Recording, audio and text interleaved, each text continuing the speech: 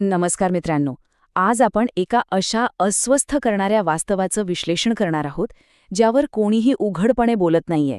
MPSC, UPSC, नीट किंवा JEE आजकाल ही नुसती परीक्षा राहिली नाहीये.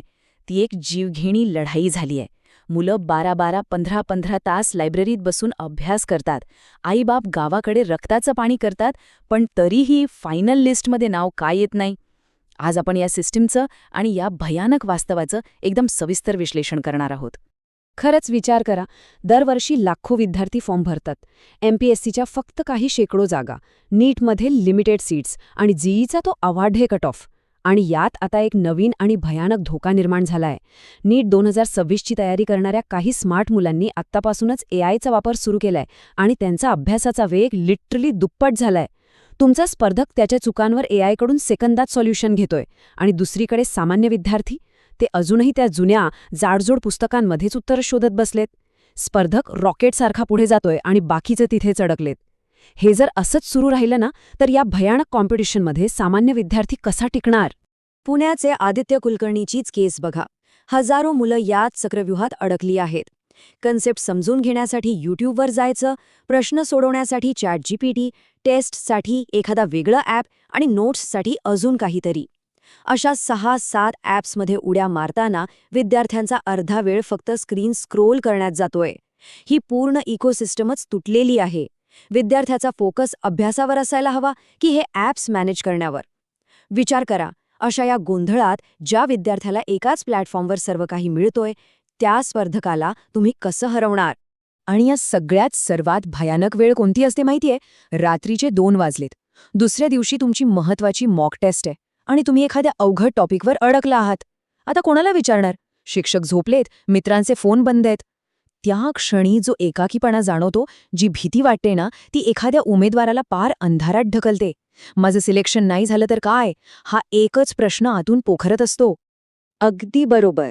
आणि मित्रांनो, इथेच खरा गेम बदलतो. जेव्हा ही भीती आणि हे फ्रस्ट्रेशन अगदी सर्वोच्च पातळीवर असतं ना, तेव्हा तुम्हाला फक्त आणखी एका साध्या ॲपची गरज नसते. तुम्हाला गरज असते ती एका अभेद्य ढालीची. आणि ती ढाल म्हणजे सिनाप्रॅक्सिस AI. हे लक्षात घ्या, हा काही उगीचच टाइमपासचा किंवा पर्यायी मार्ग नाहीये. या तुटलेल्या निर्दय सिस्टीममध्ये जर तुम्हाला टिकून राहायचं असेल, तर सिनाप्रॅक्सिस AI हाच आता एकमेव रस्ता उरला आहे. तो विस्खळीतपणा सोडून या स्टडी टू करिअर पाईपलाईनमध्ये येणं ही आता काळाची सर्वात मोठी गरज बनली आहे. 13? हां, आकडा खूप महत्वाचा आहे. कारण सिनॅप्रॅक्सिसने तब्बल 13 वेगळ्या AI टूल्सना एकाच प्लॅटफॉर्मवर एकत्र आणलंय. म्हणजे पहिली शंका आल्यापासून ते हातात पहिली नोकरी मिळेपर्यंतचा विद्यार्थ्याचा तो संपूर्ण प्रवास या एकाच ठिकाणी कव्हर होतो. आता 10 वेगवेगळ्या ॲप्समध्ये उड्या मारायची अजिबात गरज उरत नाही. मगाशी जो आपण गोंधळ पाहिला ना, तो सिनॅप्रॅक्सिस मुळासकट नष्ट करतं आणि तुमच्या अभ्यासाला एक शांत, अचूक दिशा देतं. तर आता आपण बघूया या विश्लेषणाचा पुढचा भाग. शस्त्रास्त्रे, स्पर्धकांना नामोहरम करणारी AI वैशिष्ट्ये. ही ती हत्यारं आहेत जी तुमचे स्मार्ट स्पर्धक आधीपासूनच वापरत आहेत. बघा, अनेक मुलं अजूनही त्या शेकडो पानांच्या कंटाळवाण्या निर्जीव PDF मधून अभ्यास करतात. वाचून वाचून डोळे दुखतात, पण डोक्यात काहीच जात नाही. पण इथेच सिनॅप्रॅक्सिसचा नोट्स टू इंटेलिजन्स इंजिन जादू करतो.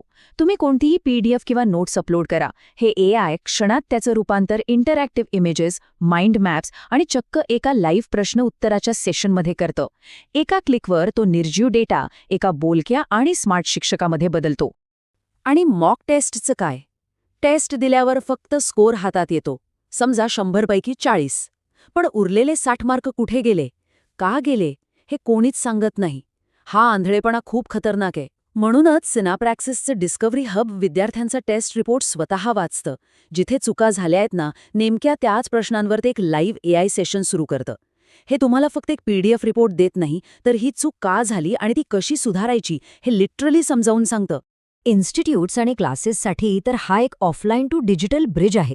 विद्यार्थ्यांचा OMR पेपर मॅन्युअली चेक करण्याचे ते कंटाळवाणे तास आणि त्यात होणाऱ्या चुका आता कायमच्या संपल्या.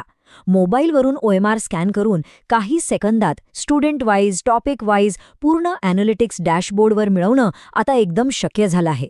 वेळ आणि अचूकता दोन्ही एकाच ठिकाणी मिळतं. पण बऱ्याच विद्यार्थ्यांचा खरा प्रॉब्लेम भाषेचा असतो. इंग्रजी AI ॲप्स आपल्या ग्रामीण भागातल्या पोरांना समजतच नाहीत.